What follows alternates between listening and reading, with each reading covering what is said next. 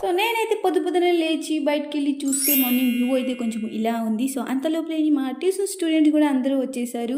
So మేమైతే ఈరోజు మా కీర్తి పాపని చాలా ఇరిటేట్ అయితే చేసేసాం. బ్యాడ్ గర్ల్, గుడ్ గర్ల్ అని దాని రియాక్షన్ అయితే చూడండి.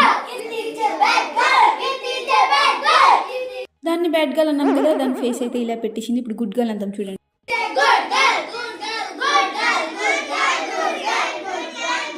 ఇప్పుడు గుడ్ గర్ల్ అని కానీ దాని ఫేస్లో స్మైల్ అయితే వచ్చేసింది. సో దీంతో ఇలానే మేము ఆడుకుని ఉంటుంటాం అనమాట.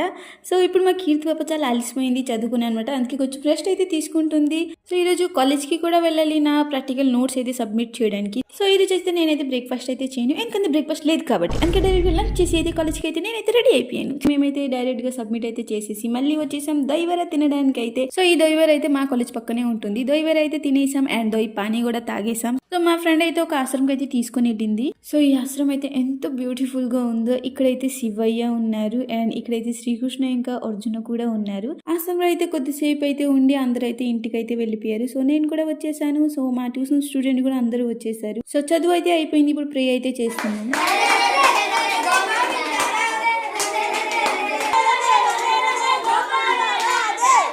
సరే బాయ్, సబ్స్క్రైబ్ చేసేయండి.